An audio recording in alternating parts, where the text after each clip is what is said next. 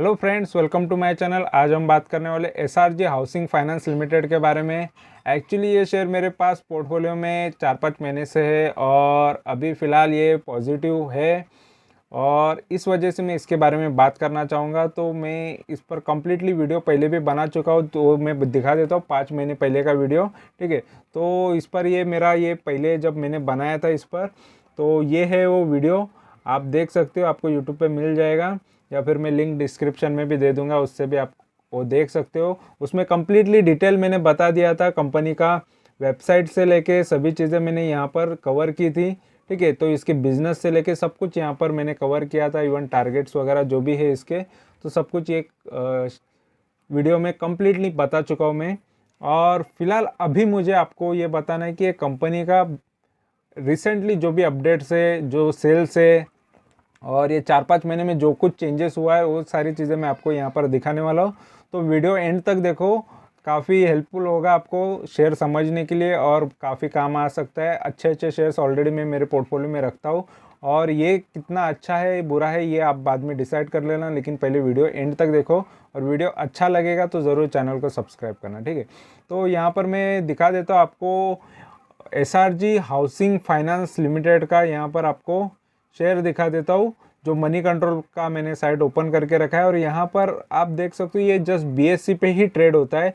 और बीएससी पे ट्रेड होने की वजह से मोस्ट ऑफ ये लोग सर्च नहीं करते और लोग पोर्टफोलियो में ऐड नहीं करते, क्योंकि बीएससी पे वॉल्यूम बहुत कम आता है। देखो यहाँ पर वॉल्यूम आपको दिखेगा, कम वॉल्यूम है, 114 क्वांटिटीज़ का वॉल्यूम है और ये ट्रेडिंग वॉल्यूम होता है। तो इसकी वजह से क्या होता है कि आपको अगर शेयर लेना भी रहेगा, बेचना भी रहेगा, तो आप ले बेच नहीं सकते ज़्यादा से ज़्यादा क्वांटिटी, क्योंकि बीएससी के वजह से। और मेजॉरिटी लोग बीएससी पे ट्रेड नहीं करते और मोस्ट ऑफ लोगों को इसी वजह से ये शेयर ज़्यादा पसंद भी नहीं होगा।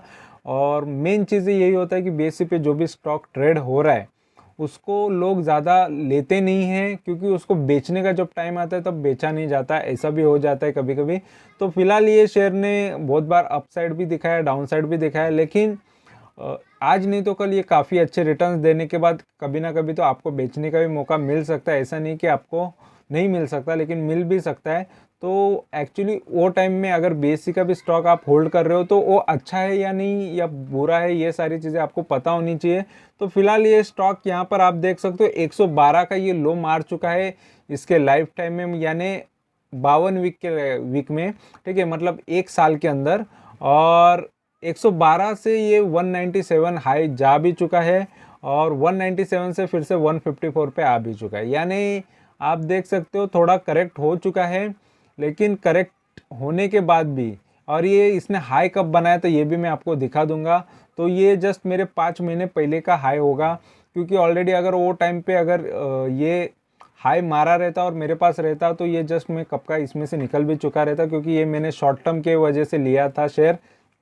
और यहाँ पर इसके वीकनेसेस और स्ट्रेंथ की बात करेंगे हम, तो स्ट्रेंथ कंपनी में क्या है, स्ट्रेंथ देखो 7 स्ट्रेंथ है कंपनी के अंदर, जिसमें नेट प्रॉफिट अच्छा बता रहे क्वार्टर ऑन क्वार्टर, यानी एवरी क्वार्टर में प्रॉफिट अच्छा बढ़ रहा है, ये एक चीज़ अच्छी है कंपनी में। और वीकनेसेस की बात करेंगे तो इन efficient use of share holder fund, यानी शेयर होल्डर का जो फंड है ये 201 करोड़ रुपया उसका प्रॉपरली यूज़ नहीं कर रहे, ये एक इनको नेगेटिव चीज़ मानी जा रही है। ठीक है, तो इनएफिशिएंट इससे भी ज़्यादा अच्छा यूज़ हो सकता है, इनका कहना है, ये मनी कंट्रोल या जो एनालाइज है उनका कहना है। और अपॉर्चुनिटीज़ की बात करेंगे तो 5 अपॉर्चुनिटीज़ है, काफ़ी अच्छी है। देखो किसी कंपनी में इन्वेस्ट करने के लिए अपॉर्चुनिटीज़ भी देखी जाती है, स्ट्रेंथ भी देखी जाती है, वीकनेसेस भी देखी जाती है। तो स्ट्रेंथ इसमें 7 है तो अपॉर्चुनिटी 5 है, तो ये टोटल मिला के 12 पॉइंट तो इसके बारे में पॉजिटिव बोल रहे हैं। तो 12 में से जस्ट हमको एक एक ही पढ़ने मिल रहा है, तो हम ये चीज़ देख लेते हैं कि इसमें पी काफ़ी सस्ता है ऐसा बता रहा है, यानी इसका जो पी है वो देखो सेक्टर का पी 23 का है, तो इसका खुद का पी 9.91 का है, 9.91, यानी लगभग 10 के आसपास है। तो पी सस्ता होना ये अपॉर्चुनिटी होती है, प्राइस टू अर्निंग।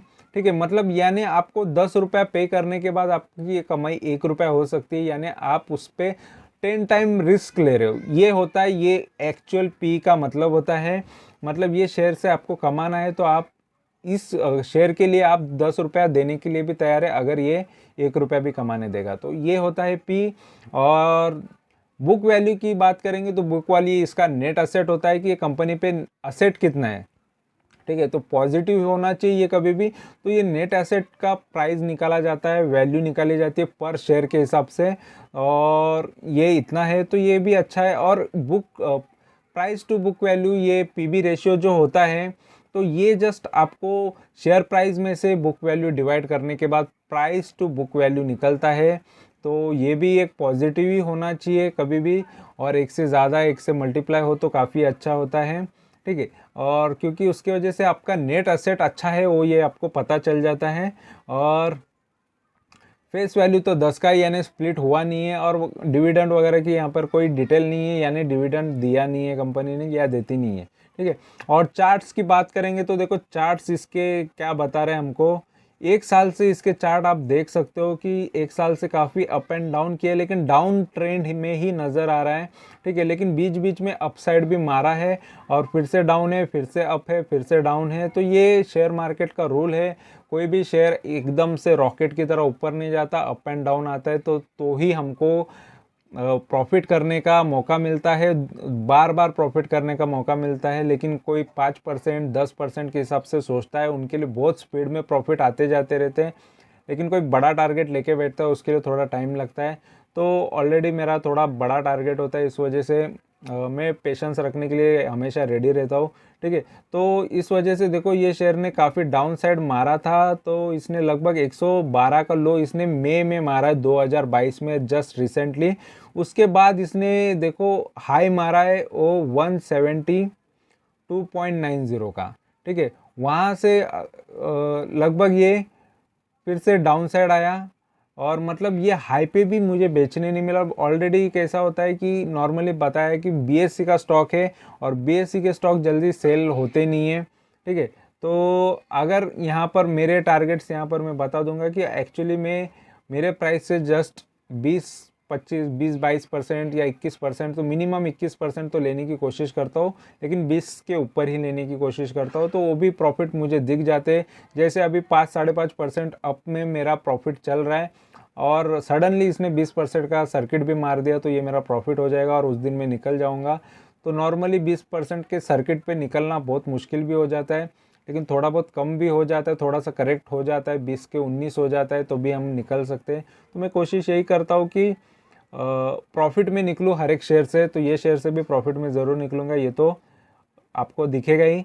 और यहाँ पर 5 साल की बात करेंगे तो 5 साल में देखो काफ़ी शेयर ऊपर गया, यानी कौन से भाव से ये भी मैं बता देता हूँ। लगभग 191 से ये काफ़ी ऊपर गया, ठीक है। और 367, तो एक टाइम पे ये 367 का भाव हुआ करता था ये शेयर का।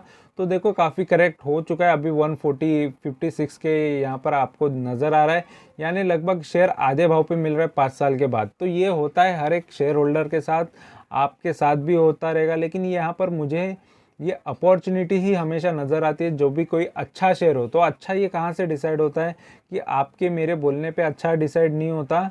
तो यहाँ पर बाकी डेटा देख के हम कोई भी शेयर के बारे में अच्छा या बुरा कह सकते हैं। और यहाँ पर मैक्स की बात करेंगे तो मैक्स देखो यहाँ पर 16 रुपये का, 15-16 रुपये का शेयर यहाँ पर बन जाता है कितने का, 367, यानी आपको कितने मल्टी बैगर रिटर्न्स मिल जाते हैं। देखो 15 का अगर 150 भी हो जाता है तो ये वो आपका रिटर्न 10 गुना हो जाता है, ठीक है। 20 गुना 25 गुना रिटर्न आपको कोई कहाँ पर भी नहीं मिलते। यहाँ पर ये शेयर मार्केट में पॉसिबल है, लेकिन शेयर मार्केट से लोग बहुत डर जाते हैं, ठीक है। तो आपको भी ये रिटर्न लेने आना चाहिए, आप में भी वो कॉन्फिडेंस आना चाहिए। थोड़ा थोड़ा प्रैक्टिस करो, थोड़ा थोड़ा लो, थोड़े थोड़े शेयर्स ले लो, 5,000 10,000 20,000 के हिसाब से खेलो अगर आप डर रहे हो तो। लेकिन मार्केट में ये सारी चीज़ें पॉसिबल है। आपका अगर फंड, अगर आप होल्ड करते हो अच्छे शेयर्स को सही भाव पे, अगर वो 10 गुना 20 गुना भी हो जाता है तो काफ़ी अच्छे रिटर्न्स मिल जाते। आप कैलकुलेट खुद करके देख लेना कि आपका अगर शेयर 10 गुना भी हो जाता है या 20 गुना हो जाता है तो कितने रिटर्न्स बनते हैं अगर आप उतना कैपिटल लगाते हो एक एक शेयर के ऊपर।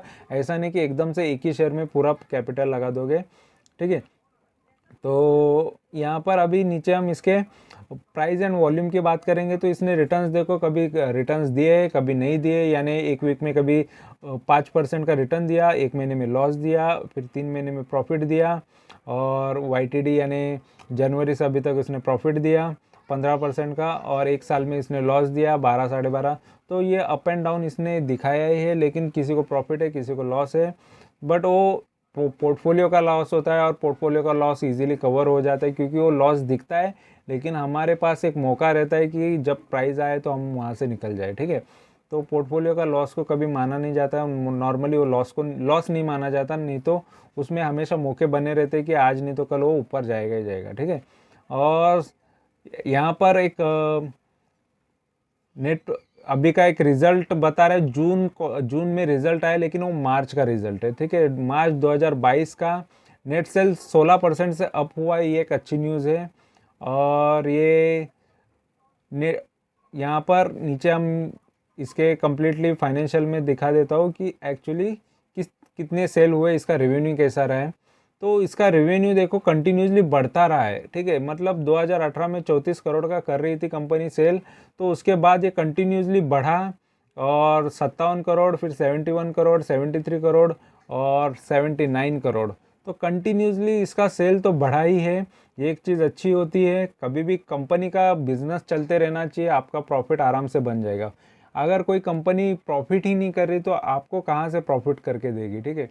तो और नेट प्रॉफिट की बात करेंगे, कंपनी का देखो 8 करोड़ का नेट प्रॉफिट कर रही थी 2018 में, और 2020 में ये लगभग 2022 में लगभग 20 करोड़ का कर रही है, यानी 4-5 साल के अंदर कंपनी कंटिन्यूसली ग्रोथ में ही है। ये एक चीज़ अच्छी है, तो आप क्यों नहीं ग्रोथ में होंगे, ठीक है। तो ये अप एंड डाउन होते रहता है, ऐसा ज़रूरी नहीं कि यार सेल्स अच्छा है, सब कुछ अच्छा है, प्रॉफिट अच्छा है तो शेयर क्यों गिर रहा है। करेक्शन किसी भी शेयर में आ सकता है, लेकिन फंडामेंटली फाइनेंशियली कोई कंपनी स्ट्रांग है, बिजनेस स्ट्रांग है, तो ज़रूर आपको फ़ायदा लॉन्ग टर्म के हिसाब से ज़रूर होता ही है। और यहाँ पर इसके शेयर होल्डिंग की बात करेंगे तो देखो प्रमोटर सबसे ज़्यादा होल्ड कर रहे, लगभग 65% तक, 64.96, यानी 65% तो प्रमोटर के पास है, ये काफ़ी अच्छी बात है। और उसके बाद 35% तो पब्लिक के पास है। देखो यहाँ पर दूसरा कोई इन्वॉल्व है ही नहीं, किसी ने शेयर उठाए नहीं है, क्योंकि ऑलरेडी ज़्यादा शेयर मिलते भी नहीं है BSE पे होने की वजह से, और ऑलरेडी छोटी कंपनी है, इसके मार्केट में शेयर्स भी काफ़ी कम होंगे, ठीक है। 200 करोड़ ऑलरेडी कंपनी के पास मार्केट कैपिटल है, इसका मतलब सोच लो कंपनी को आगे बढ़ने के लिए उसका भाव कितना हो जाएगा, कितने बार स्प्लिट होगा, कितनी बार बोनस देगा, क्योंकि ऑलरेडी छोटी कंपनी है, ठीक है।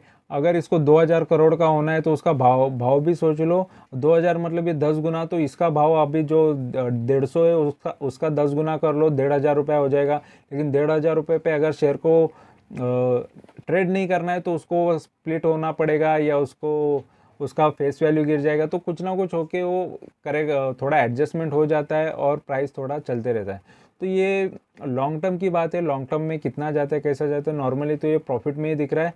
और थोड़ा यहाँ पर मैं चीज़ें और भी दिखा देता हूँ एडिशन, तो स्क्रीनर पे कुछ डेटा दिखा देता हूँ, तो स्क्रीनर पे EPS वगैरह सारी चीज़ें भी होती है, तो वो भी मैं आपको दिखा देता हूँ। तो नॉर्मली देखो ROC जो होता है रिटर्न ऑन कैपिटल एम्प्लॉयड, यानी आपके पास जो कंपनी ने डेट लिया है, कर्जा लिया है, और कंपनी का खुद का इक्विटी, दोनों मिलाकर जो रिटर्न मिल रहे कंपनी को 14% का कंपनी कमा रही है, ये भी एक अच्छी बात है।